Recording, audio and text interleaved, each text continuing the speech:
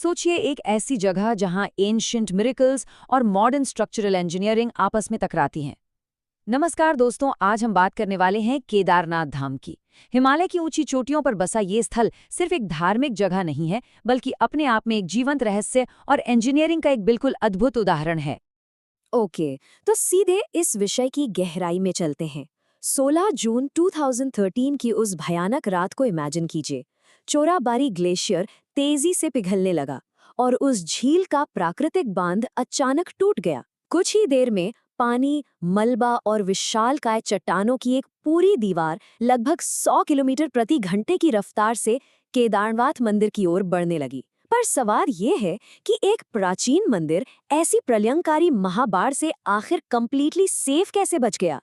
और इस सवाल का जवाब वो छिपा है इस एक नंबर में, 1000 मेट्रिक टन।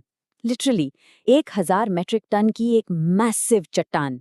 जब बाढ़ का पागल कर देने वाला पानी मंदिर की ओर बढ़ रहा था, तब लगभग 5 किलोमीटर दूर से बहकर आई 30 फुट लंबी ये चट्टान मंदिर के ठीक पीछे आकर परफेक्टली रुक गई।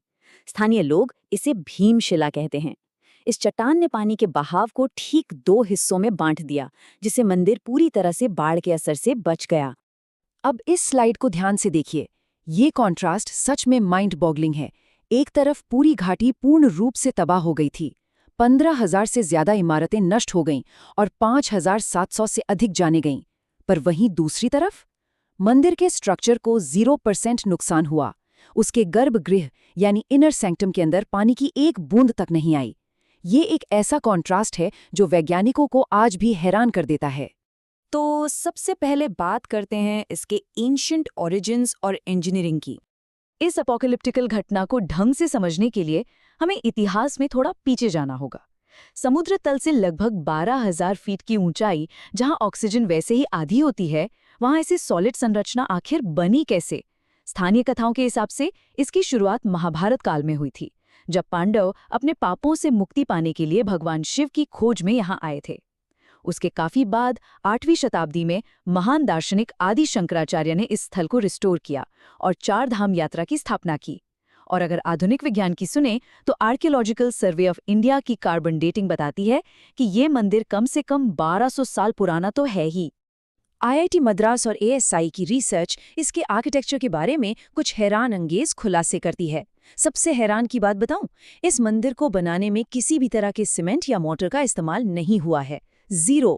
इसके बजाय 6 से 8 टन वजनी केदार गिनिस ग्रेनाइट पत्थरों को एक बहुत ही यूनिक इंटरलॉकिंग तकनीक से जोड़ा गया है। सोचिए, ये भारी पत्थर 30 किलोमीटर दूर से लाए गए थे, वो भी बिना किसी मॉडर्न मशीनरी के। और इसकी नींव वो 20 फीट गहरी सॉलिड चट्टान पर बनी हुई है। ये स्लाइड ब्रिलियंटली इलस्ट्रेट करती है कि आधुनिक निर्माण और इस प्राचीन मंदिर के डिजाइन में कितना जमीन आसमान का अंतर है। आजकल के मंदिर जहां सीमेंट, रीबार और स्टैंडर्ड ईस्ट वेस्ट अलाइनमेंट से बनते हैं, वहीं केदारनाथ का डिजाइन एक जायंट जिक्सॉ पजल जैसा इंटरलॉकिंग है। और सबसे इंपॉर्टेंट बात, इसका अलाइनमेंट नॉर्थ साउथ है। विशेषज्ञ मानते हैं कि अगर ये मंदिर बाकी मंदिरों की तरह ईस्ट वेस्ट दिशा में बना होता तो 2013 की बाद इसका पूरी तरह से नामो निशान मिटा देती। अब आते हैं इसके दूसरे पहलू पर, द 400 ईयर्स आइस एज। देखिए, 2013 के फ्लड से सैकड़ों साल पहले भी इस मंदिर ने एक मैसिव जियोलॉजिकल टेस्ट पास किया था।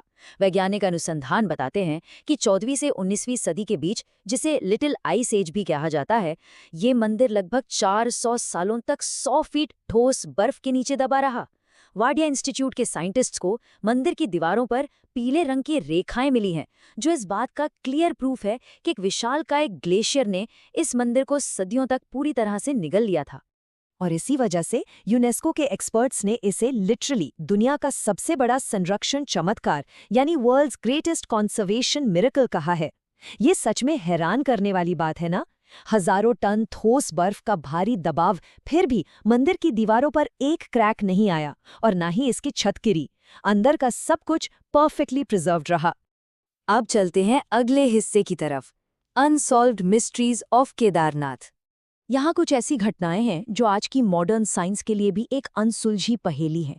बेसिक साइंस हमें सिखाता है कि आग जलने के लिए 3 चीजें चाहिए, ऑक्सीजन, ईंधन और हीट। लेकिन केदारनाथ का अखंड दीपक इन सारे रूल्स को साइड में रख देता है। जब कड़ी सर्दियों में मंदिर को 6 महीने के लिए पूरी तरह से सील कर दिया जाता है, तापमान -25 डिग्री सेल्सियस तक गिर जाता है, जहां ऑक्सीजन ना के बराबर होती है, तब भी ये दीपक लगातार जलता रहता है। या आखिर प्रैक्टिकली कैसे संभव है? विज्ञान आज भी इसका जवाब ढूंढ रहा है। इसके अलावा एक और बहुत डीप स्थानीय मान्यता है भैरवनाथजी की। ये भगवान शिव के ही एक उग्र रूप हैं। यहाँ के लोगों का पूरा विश्वास है कि इन कड़ी सर्दियों में जब मंदिर बंद होता है, तब भैरवनाथ स्वयं प्रैक्टिकली इस मंदिर की रक्षा करते हैं। गांव वालों की कथाओं में लोग क्लेम करते हैं कि उन्होंने बर्फीली रातों में मंदिर के आसपास घंटियों की आवाज और रहस्यमयी रोशनियां देखी हैं। ये लोर इस मंदिर के आसपास एक अलग ही ऑरा क्रिएट करती है। और रहस्य बस यहीं खत्म नहीं होते। जरा इस अलाइनमेंट पे ध्यान दीजिए। एक माइंड ब्लोइंग ज्योग्राफिकल फैक्ट ये है कि भारत के कई प्रमुख शिव मंदिर प्रैक्टिकली एक स्ट्रेट लाइन में हैं, almost exactly 69 degree east longitude पर। नॉर्थ में उत्तराखंड के केदारनाथ से लीजिए, फिर मध्य प्रदेश के केलेश्वर और ओंकारेश्वर, उज्जैन का महाकालेश्वर और ठीक दक्षिण में तमिलनाडु का रामेश्वरम। जीपीएस जैसी टेक्नोलॉजी आने से सदियों पहले प्राचीन काल में इस एग्जैक्ट ज्योग्राफिकल अलाइनमेंट को आखिर अचीव कैसे किया गया, ये बात किसी को भी दंग कर सकती है। लेकिन अब आते हैं एक थोड़े गंभीर मुद्दे पर, द मॉडर्न इकोलॉजिकल थ्रेट। इन सारे आकर्षक रहस्यों से निकलकर अब हम एक रियलिटी चेक पर आते हैं। इस चार्ट को देखिए, ये साफ बताता है कि हम टूरिज्म की एक बहुत ही असंतुलित वृद्धि का सामना कर रहे हैं। 2019 में पूरे साल में जहां करीब 35,000 दर्शनार्थी आए थे, वहीं जरा मई 2024 का आंकड़ा देखिए, सिर्फ एक महीने में ये संख्या 75,000 के पार चली गई। सोशल मीडिया रील्स, व्लॉग्स और हेलीकॉप्टर टूरिज्म ने यहाँ फुट ट्रैफिक इतना बढ़ा दिया है जो इस जगह के लिए नेचुरली बिल्कुल भी सस्टेनेबल नहीं है। और इस ओवर टूरिज्म का नतीजा, हमारे सामने कई मैसिव इकोलॉजिकल रेड फ्लैग्स हैं। 4 लेन सड़कों के निर्माण के लिए पहाड़ों को बुरी तरह काटा जा रहा है, जिससे भूगर्भीय अस्थिरता यानी जियोलॉजिकल इंस्टेबिलिटी बढ़ रही है। रोज निकलने वाला हजारों किलो अनमैनेज्ड प्लास्टिक कचरा और वहाँ की लोकल कम्युनिटीज के लिए पानी की भारी कमी, ये सब आने वाले बड़े खतरे के साफ संकेत हैं। जियोलॉजिस्ट वार्निंग दे रहे हैं कि अगर इस नाजुक हिमालय इकोसिस्टम के साथ ऐसी ही छेड़छाड़ चलती रही तो 2013 जैसी एक और आपदा प्रैक्टिकली आनी ही वाली है। तो इन सब बातों पर गौर करने के बाद अंत में हमारे सामने एक बहुत ही थॉट प्रोवोकिंग सवाल खड़ा होता है। क्या हम अपनी इस धरोहर को, इसकी आत्मा को नष्ट किए बिना बचा सकते हैं? क्या ये कमर्शियल डेवलपमेंट और प्राचीन आध्यात्मिक संरक्षण एक साथ चल पाएंगे? ये सोचने वाली बात है कि क्या आने वाली पीढ़ियों को ये अमेजिंग हेरिटेज उसी रूप में मिलेगी या हम विकास की दौड़ में इसे खो देंगे? यही वो सवाल है जिस पर हम सबको सीरियसली विचार करने की जरूरत है।